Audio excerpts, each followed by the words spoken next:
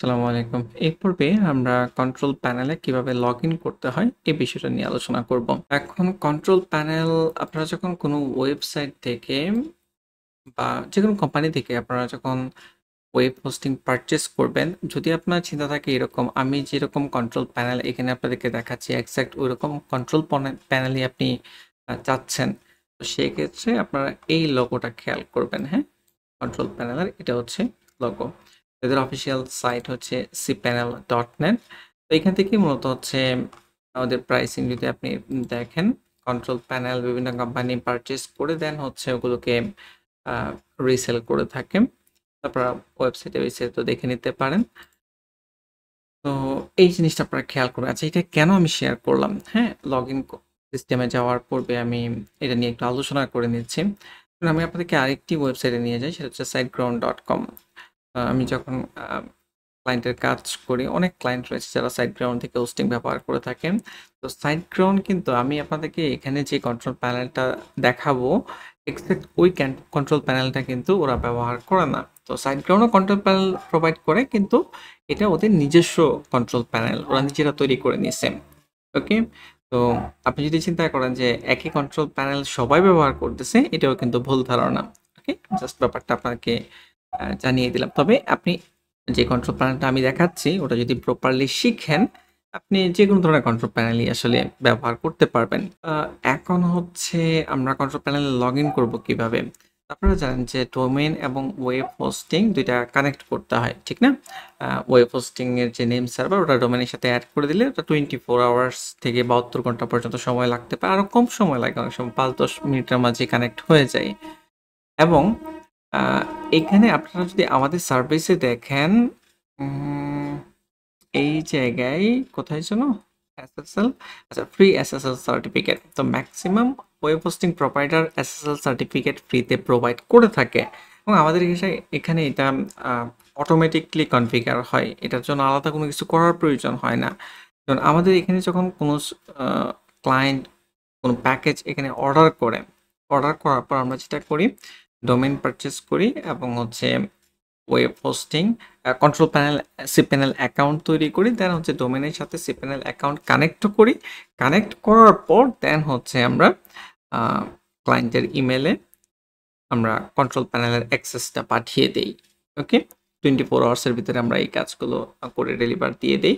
এগুলো বিস্তারিত এখানে লেখা রয়েছে। আপনারা যদি এই পেজটা পুরোপুরি পড়েন তাহলে বুঝতে পারবেন। এখন অ্যাক্সেস যখন আমরা পাঠায়ে দেই, পাঠায়ে দেওয়ার পর ইনস্ট্যান্টলি অ্যাক্সেস করতে পারার কথা, বাট যদি এরকম হয় কোনো এরর শো করতেছে, সেক্ষেত্রে 24 আওয়ার্স পর্যন্ত ওয়াইট করার জন্য আমরা রিকমেন্ড করি। ওকে?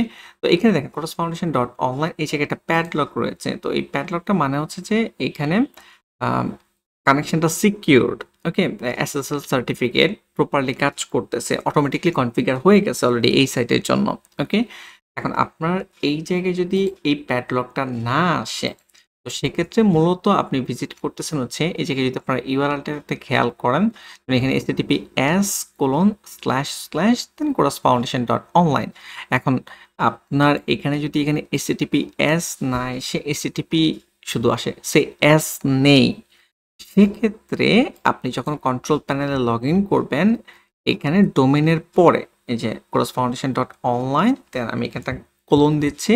কোলন দেওয়ার পর 2082 আমরা এটা লিখে দিব 2082। আমি আবারও ক্লিয়ার করে দিচ্ছি যে যদি আপনার এখানে SSL connection properly, sorry, SSL certificate configure করা না থাকে, সেক্ষেত্রে হচ্ছে আপনি 2082 ব্যবহার করবেন।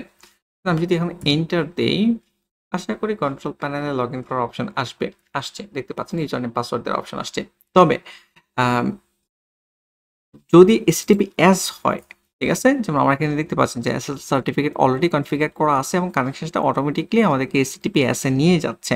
ওকে, সিকিউরড কানেকশন যদি হয়, সেক্ষেত্রে রিকমেন্ড করা হয় এখানে কোলন দিয়ে 2083 ব্যবহার করার জন্য। ওকে? তো এখন প্রবলেম হচ্ছে 2082 দেওয়ার পরেও কিন্তু আমাদের এখানে লোড হয়েছে। কারণ HTTP তে যখন আপনি ভিজিট করবেন, SSL সার্টিফিকেট কনফিগার করা থাকলে HTTPS এ অটোমেটিক্যালি রিডাইরেক্ট করে নিয়ে যায়। কিন্তু যদি আপনি 2083 ব্যবহার করেন আর যদি সিকিউরড কানেকশন না হয় মানে এসএসএল সার্টিফিকেট যদি কনফিগার করা না থাকে সেক্ষেত্রে কিন্তু প্রবলেম হতে পারে, লোড নাও হতে পারে। ওকে, তো এই জন্য এই ব্যাপারটা একটু খেয়াল করবেন। ওকে, 2083 দেন এন্টার দিচ্ছি। আচ্ছা, এসএসএল সার্টিফিকেট সম্পর্কে যদি আপনার আইডিয়া না থাকে, কোনো কিছু যদি না জানেন, চিন্তা করার কোনো কারণ নাই। এগুলো নিয়ে পরবর্তীতে আমরা বিস্তারিত আলোচনা করব। ঠিক আছে, আপাতত জাস্ট কন্টিনিউ করেন। ওকে, 2083 এবং দেখতে পাচ্ছেন এখানে ইউজারনেম পাসওয়ার্ড দেওয়ার অপশন আসছে। এটা নিয়ে চিন্তা করার কোনো কিছু নাই। আর এই দুইটা মেথড তো বললাম, নাম্বার যদি মনে না থাকে আপনার, ইন কেস কোনো কারণে যদি 2082 2083 এগুলো যদি মনে না থাকে, সেক্ষেত্রে আপনি আরেকটি ওয়েতে লগ ইন করতে পারবেন। সেটা হচ্ছে যে স্ল্যাশ দিয়ে আপনি এখানে লিখবেন cpanel, আপনি ইন্টার হিট করবেন, তাহলে দেখবেন যে লগ ইন করার অপশন আসবে। যদিও এটা ওই যে 2083তেই আমাদেরকে রিডাইরেক্ট করে পাঠিয়ে দিছে। তারপর হচ্ছে ইউজার নেম দিবেন, পাসওয়ার্ড দিবেন, তাহলেই লগ ইন করতে পারবেন আর কি। এই যে লগ ইনে ক্লিক করতেছি, অলরেডি লগ ইন সাকসেসফুল হয়ে গিয়েছে, দেখতেই পাচ্ছেন। আর কোনো কারণে যদি লগ ইন সাকসেসফুল না হয়, তাহলে মানে ইউজার নেম পাসওয়ার্ড দিলে যদি ভুল দেখায়, তাহলে খেয়াল করবেন আপনার হোস্টিং কোম্পানি আপনাকে যে ইউজার নেম পাসওয়ার্ড পাঠাইছে ওটার পাসওয়ার্ডের আগে পরে যদি আপনি একটা পাসওয়ার্ড, এরকম একটা পাসওয়ার্ড কেউ আপনাকে হোস্টিং কোম্পানি কনফিগার করে পাঠাইছে বা আমরা ধরেন পাঠাইলাম, এখন এখানে আপনি এটা কপি করবেন। কপি করার সময় খেয়াল রাখতে হবে যে এক্সট্রা স্পেস যেন কোনো কপি না হয়। এই যে এরকমভাবে এখানে যদি একটা এক্সট্রা স্পেস কিন্তু আছে, তো এই স্পেস কপি করে যদি আপনি পেস্ট করেন তাহলে কিন্তু লগ ইন হবে না।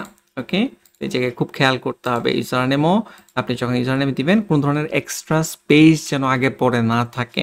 ওকে, তো প্রপারলি ইউজার নেম পাসওয়ার্ড দিয়ে যদি আপনি লগ ইন করেন তাহলে অবশ্যই লগ ইন হবে। আর যদি এই পেজটা না আসে, ধরেন আপনাকে আপনার web hosting company user name password পাঠালো কন্ট্রোল প্যানেলে লগ ইন করার জন্য, এই পেজটাই আসতেছে না, এরকম হয় না সাধারণত, বাট ইন কেস যদি এরকম হয় যে আপনি কিছুই আসতেছে না এই জায়গায়, তো সেক্ষেত্রে হতে পারে যে আপনার ডোমেনের সাথে ওয়েব হোস্টিংটা এখনো কানেক্ট হয় নাই।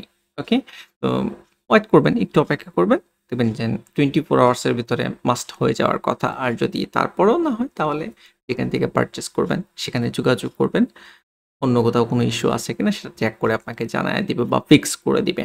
ওকে, আশা করি এবার বুঝতে পেরেছেন। Thank you.